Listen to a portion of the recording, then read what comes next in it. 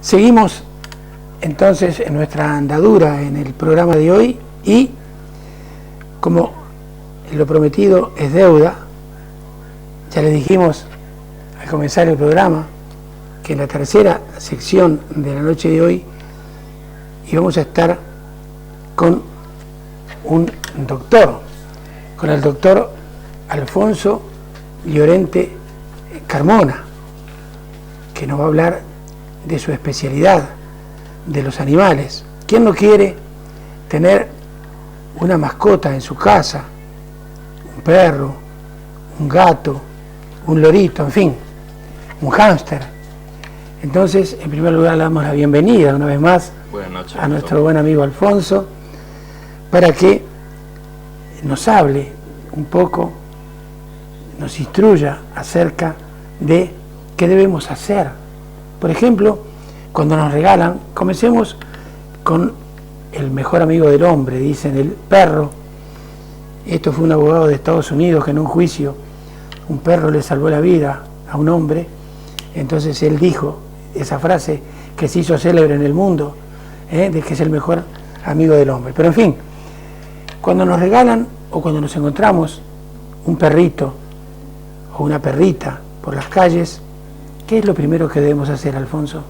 Bueno, lo primero y ante todo es apelar a la responsabilidad del nuevo dueño, del nuevo propietario, porque hay que tener en cuenta, todo el mundo lo sabe o todo el mundo lo conoce, pero no todo el mundo lo aplica, y es que un perro no es un jarrón ni es un juguete, entonces necesita cierta responsabilidad o necesita volcarse el dueño con cierta responsabilidad. Eso es ante todo lo primero. Después ya, lógicamente, pues conviene hacer una visita al veterinario, ver si el animal está en condiciones, si está sano, si no lo está, si necesita algún tipo de tratamiento, y comenzar con unas vacunaciones sencillas, que ya orientación de su veterinario, y unos tratamientos, sobre todo para acabar, por si tiene el animal algún gusano intestinal, que son algún parásito que es lo más, quizá no peligroso, pero sí molesto y que puede llegar a transmitirse a las personas.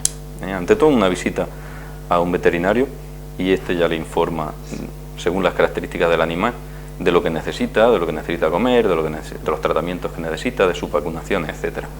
Sí, porque imagino que hay que tener mucho cuidado. Por ejemplo, uno encuentra un perrito o una perrita, repito, en la calle, entonces el papá o la mamá, cuando ese niño lleva ese animal de pronto puede traer alguna enfermedad, puede estar, ¿no?, contagiosa, por ejemplo.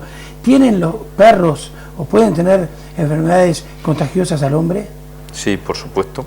No hay que tampoco dramatizar, tampoco es una cosa como para escandalizarse, pero sí hay que tener cierta precaución, porque un animal de la calle se supone que no está saneado.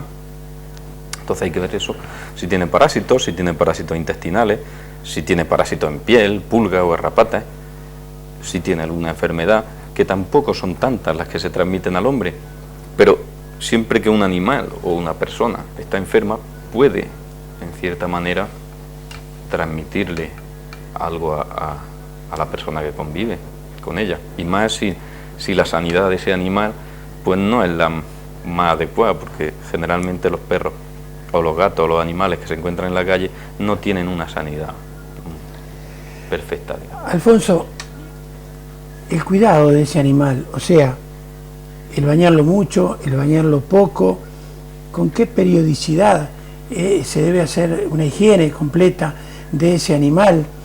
¿Cómo debemos alimentarlo según la edad que tenga? Cuéntanos un poco acerca de estos aspectos. Sí, mira, la alimentación es un proceso básico en la salud del animal, igual que en la salud de las personas. La alimentación se debe de adaptar por las características del animal. Si viene un animal joven, si es un animal joven pero ya maduro, o si es un animal adulto, o si es un animal viejo. También hay que adaptarla al tamaño del animal, a la actividad de ese animal. No es lo mismo un galgo que un animal grande y que necesita mucha energía, pues no sé, imagino un pastor alemán o un mastín que pasa la mayor parte del tiempo durmiendo. Hay que adaptar un poco esa alimentación a las características del animal, igual que cada persona no come lo mismo ni tiene las mismas necesidades, los perros tampoco tienen las mismas necesidades. En cualquier comercio hay dietas que van muy bien preparadas y que cubren las necesidades del animal según sus características. En cuanto a la, digamos, higiene corporal, sería algo parecido. No es lo mismo un boxer que un Yorkshire. Yorkshire necesita mucho más cuidado de la piel y del pelo por sus características, que el otro animal pues necesita menos, los necesita también, pero menos. No es lo mismo un animal que vive en el campo, que bueno, que sí suelta un poco de pelo, en fin, que está en contacto más con la intemperie o con la tierra, que un animal como un maltés o un gato de Angora o un Yorkshire Terrier, que viven en un piso, pues tampoco pueden ir dejando mucho pelo y hay que cuidarle un poquito más esa faceta, esa higiene. Ahora, si nosotros compramos un coche, vamos a comprar un coche, evidentemente podemos elegir entre un Volkswagen, entre un Ford, un Chevrolet, las distintas marcas. Los perros evidentemente tienen también distintas razas. Entonces, por ejemplo, nosotros sabemos que los Chow Chow, por ejemplo, tenemos entendido, corrígenos si nosotros nos equivocamos, que esta raza de perros, por ejemplo, por lo general tienen un amo al cual ellos sí respetan en absolutamente todo, mientras que con las demás personas, no siendo ese amo al que ellos respetan, son peligrosos. ¿Es real el hecho de que, según el perro, que mi hijo o mi hija, por lo general los niños son los que quieren tener mascotas, nosotros tengamos que decirle sí o no según la raza de ese animal? Por supuesto. Hay animales, sobre todo los de la raza oriental, el Chow Chow, el Alaska Malamute, este tipo de perros son un poco despegados del amo, son más parecidos, digamos, a los gatos, en el sentido que no van detrás del amo buscando caricias, que no necesitan demasiado jugar con el amo, son un tipo de perros más independientes. Luego hay otro tipo de perros, los perros típicos que hay, pequeños que hay en las casas, los caniches, los Yorkshire, que continuamente necesitan a un amo para estar jugando con ellos, para estar acariciándolos. Luego tenemos los perros guardianes. Bueno, ahí hay un intermedio, pues sí, se acercan al amo, lo respetan, pero también son un poco más independientes. Dependiendo de las necesidades o de las características, en este caso, del dueño, del uso que le vaya a dar al perro, pues debe de elegir una raza u otra, evidentemente. Para jugar con los niños, pues un perro de pequeño tamaño a lo mejor es el más indicado. Primero porque cualquier perro en potencia puede morder, porque para eso tienen los dientes. Y no es lo mismo la mordedura o cuando un Yorkshire se cabrea que si se cabrea un pastor alemán, no es igual. No hay por eso que tenerles miedo, porque los incidentes son rarísimos, se les da quizá demasiada publicidad, pero son rarísimos. Pero sí hay que saber un poco cada animal cuál es su hábitat. No se puede tener, o no se debería de tener, por ejemplo, un gran danés en un piso de 50 metros, porque necesita el piso entero para él. Eso es, claro. Como a nadie se le ocurre tener un caballo en un piso, claro. Y no por eso los caballos son peligrosos. Claro. Ahora, yo quiero insistir un poco con lo de la alimentación. Cuando uno tiene un bebé, un ser humano, evidentemente la leche, por ejemplo, es lo primero que le da, o sea, le va dando una dieta alimenticia de acuerdo evidentemente a la edad, no al progreso en la edad de ese ser humano. Pero, por ejemplo, nosotros vemos en todos los comercios alimentos para cachorros, alimentos para adultos. Pero por lo general, y en el cono suramericano, por sobre todas las cosas, en el Río de la Plata, en Uruguay, en Argentina, donde no es tan boyante la economía de la gente, le dan lo que sobra de la comida, sea lo que sea. Se hayan comido tallarines, se hayan comido ñoquis, se haya comido carne, pescado, lo que fuere, se le da al animal. ¿Esto es bueno?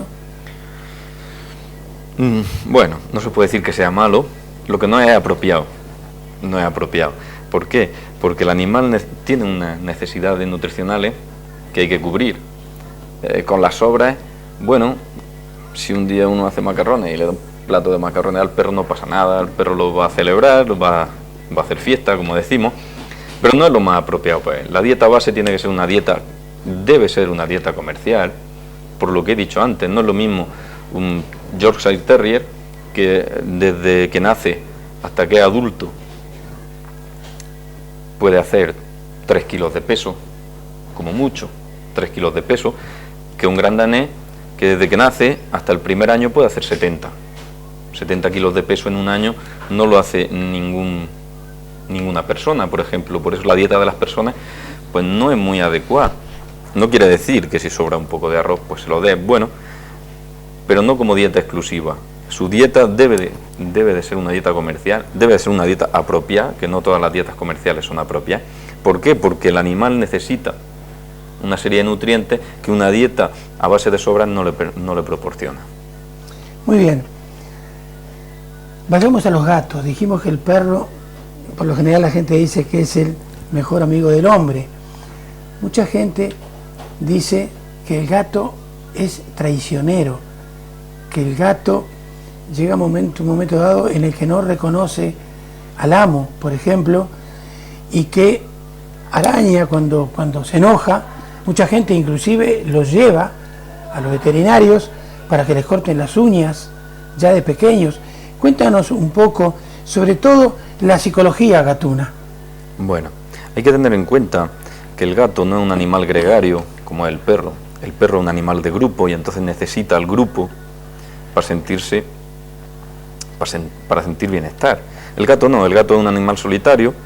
El gato no es que sea traicionero.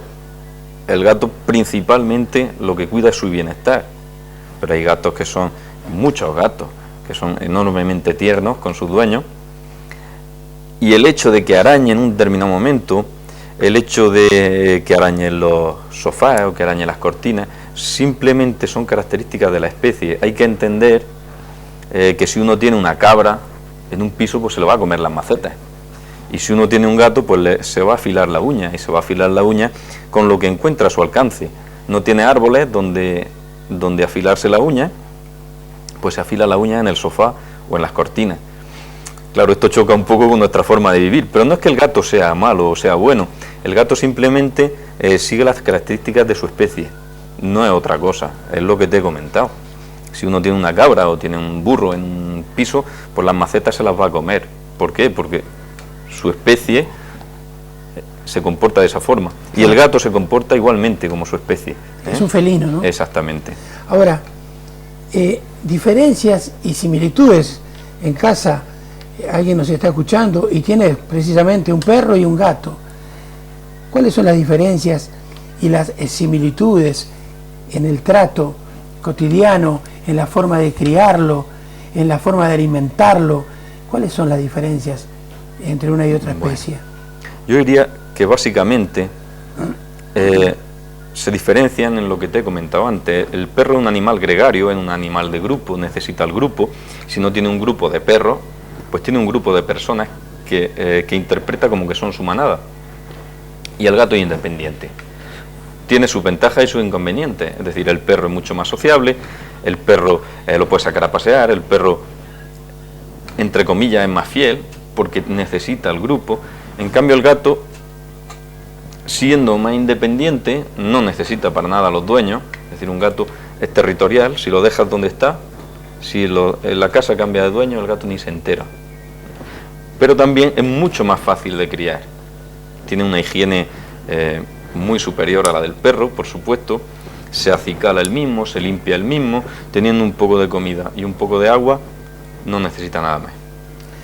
Ahora, otra de las cosas que yo también quiero aclarar, porque mucha gente dice que, por ejemplo, el gato puede transmitirnos a los humanos enfermedades que, por ejemplo, el perro no nos transmite.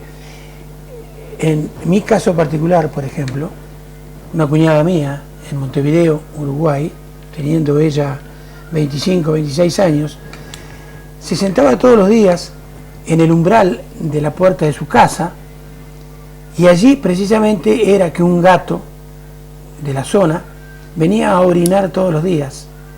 Entonces, los médicos le detectaron una enfermedad que le costó muchísimo salir de ella Y los médicos le dijeron que era precisamente porque se sentaba allí donde este gato orinaba todos los días. ¿Qué nos puede decir acerca de esto?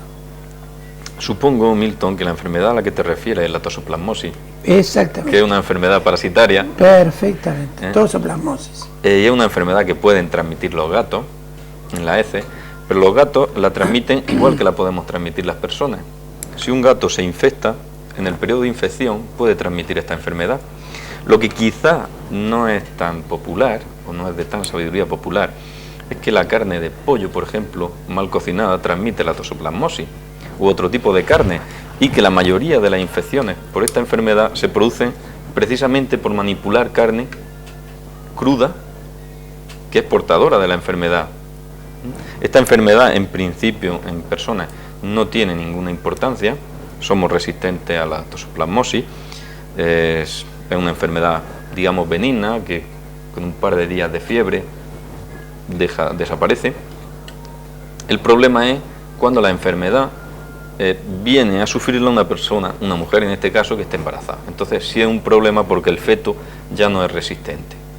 Pero que es una enfermedad que sufren los perros, sufren los gatos, sufren sobre todo las personas que tienen algún tipo de inmunosupresión, que están en tratamiento para el cáncer o tratamiento de trasplante, o personas muy débiles. Entonces sí hay que tener cuidado, pero que no solo los gatos la transmiten, no es que el gato sea ahí la bestia negra que la transmita. De hecho, un gato que viva en una casa, que esté totalmente saneado, no tiene por qué padecerla, no hay peligro en absoluto. Muy bien, no, esto entonces yo quería desmitificar entonces un poco el hecho de que mucha gente tiene problemas para tener una mascota, en este caso un perro, un gato, o por las enfermedades, o por la peligrosidad de la misma. Todo está de acuerdo con la responsabilidad que tú hablabas al principio, que esas personas puedan tener con la mascota. Pero hablemos de las aves, y no precisamente de las aves de corral. Hablemos de aquellas que encerramos en un pequeñito habitáculo, aves que están hechas para vivir libres, tienen alas, quieren vivir en libertad. Entonces muchas veces a nosotros nos da una pena, personalmente una pena tremenda, ver a esos pequeños animalitos que cantan tan bonito, tan diferente, también según la especie. ¿Es bueno, es malo tenerlos dentro de una jaula? En principio tampoco habría que, a lo mejor, desde mi punto de vista, juzgar una situación de un animal desde la ética humana. Lo que está claro es que al animal no le debe de hacer mucha gracia. También depende del animal. Hay animales pues que son, por ejemplo, hay pájaros que son ramoneadores y que en un espacio relativamente limitado están perfectamente y cumplen con sus funciones vitales y pueden vivir tranquilamente. Luego hay animales, no sé, yo imagino las típicas perdices que están en una jaula toda la vida, y es un animal que corre mucho, le gusta correr, pues no debe de estar tampoco muy bien. Es muy difícil juzgar esto. Personalmente, los pájaros que tengo intento darle el mayor espacio posible, intento darle la mayor comodidad posible desde su punto de vista, no por ponerle muchas casicas de colores el animal va a estar mejor, vamos a estar mejor nosotros. Pero hay animales que, por ejemplo, en una jaula están perfectamente, pero si dentro de la jaula ponen algún tipo de panel de hierba, aunque sea de plástico, que el animal se pueda esconder, ya va a estar perfectamente. No lo tenemos que mirar desde nuestro punto de vista, sino desde el punto de vista de las necesidades del animal. De todas formas, te repito, Milton, que personalmente los pájaros que tengo, no tengo ninguno en jaula, y me gusta darle su espacio e intentar en lo posible darle un bienestar. A veces esto no es posible porque, bueno, la vida de hoy ya sabemos cómo es, los pisos cada vez son más pequeños, pero bueno, hay que intentar que el animal esté bien. Ahora, cada vez más, y pienso que es un problema, se están importando desde África, por sobre todas las cosas, animales muy bonitos, animales africanos, aves, incluido aves muy grandes, africanas, con unos colores hermosos, pero que tenemos entendido, mucha gente es reticente a tenerlos en sus casas porque dicen que portan muchísimas enfermedades tropicales que pueden afectar. ¿Qué nos puedes decir tú como veterinario entonces a esto? Bueno, lo primero es que cada vez se importan menos, es cierto, por el convenio CITES y por los problemas que todos conocemos de la peste aviar y todo esto, se van restringiendo las importaciones, lo cual es una buena noticia porque así no desaparecerán en su hábitat natural. De todas formas, a un animal no hay que tenerle miedo si el animal está sano. Un animal manifiesta una enfermedad, cuando un animal lo meten en un barco, en un avión, se tira un mes mal comiendo, mal nutrido, luego entra una nave que tienen miles de pájaros, sigue estando malnutrido, las relaciones de grupo, a lo mejor un animal que es solitario por su naturaleza, lo tienen con 500 animales más de su especie, el animal está estresado, entonces el animal manifiesta enfermedades. Algunas de esas enfermedades se pueden contagiar al hombre, pero no quiere decir esto que sean portadores o que sean, no, simplemente la más conocida quizás sea, o la más frecuente, sea una enfermedad bacteriana que hay, que se llama psittacosis. Se llama psittacosis precisamente porque se descubrió en las citácidas, que son los loros.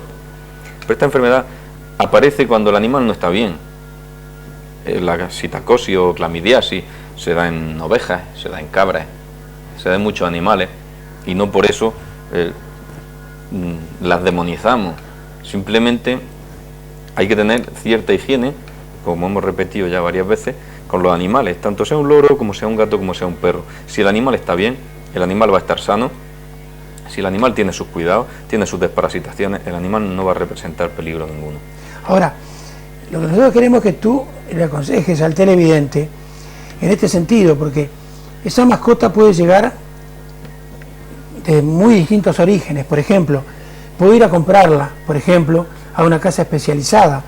Pero entonces, imagino que en esas casas especializadas tienen todos los permisos habidos y por haber, que ese animal ha entrado al país, por ejemplo, si ha venido de África, si ha venido de Asia, que ha venido con todas las vacunas pertinentes, con todos los permisos pertinentes, pero también hay mucho contrabando de animales.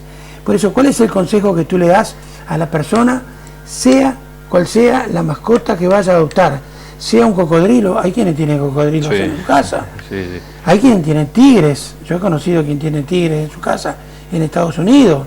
O sea que, ¿cuál es el consejo que tú le das a esa persona que quiere adoptar esa mascota que está, digamos, fuera de lo común? Lo común es el ave o el gato o el perro. Para todos ese otro tipo de mascotas. Sí. Bueno, digamos que para todos sirven las mismas premisas. Es decir, lo primero es saber o conocer las necesidades de la mascota y lo que el dueño le puede ofrecer. Es decir, eso es básico. El dueño tiene que tener la mascota adecuada a su vivienda, a su tipo de vida. No puede tener un animal que necesita sacar a pasear 3 veces al día si no tiene tiempo para pasearlo. Eso es lo primero. Lo segundo, y cuando ya se ha elegido la mascota, lo mejor es ponerse en manos de un profesional y sobre todo pedir consejo o pedir ayuda a un veterinario. Llevarle la mascota, que le eche un vistazo, porque luego en las tiendas están para vender, evidentemente, pero el que más sabe de animales es un veterinario.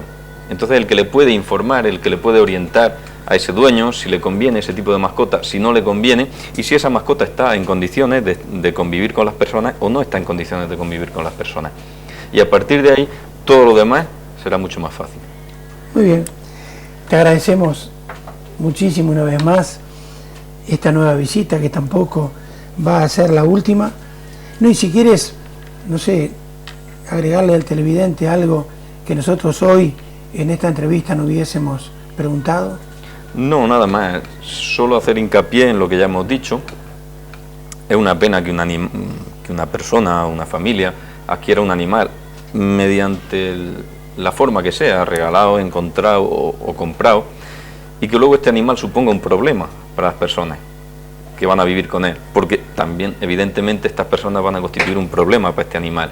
Así que lo mejor es asesorarse bien y hacer las cosas con responsabilidad. Tener un animal es muy bonito, es muy hermoso y muy gratificante, pero bueno, no se puede condicionar la vida de una familia a tener un animal, ni tener un animal en malas condiciones, porque esta familia no tiene los medios que necesita este animal.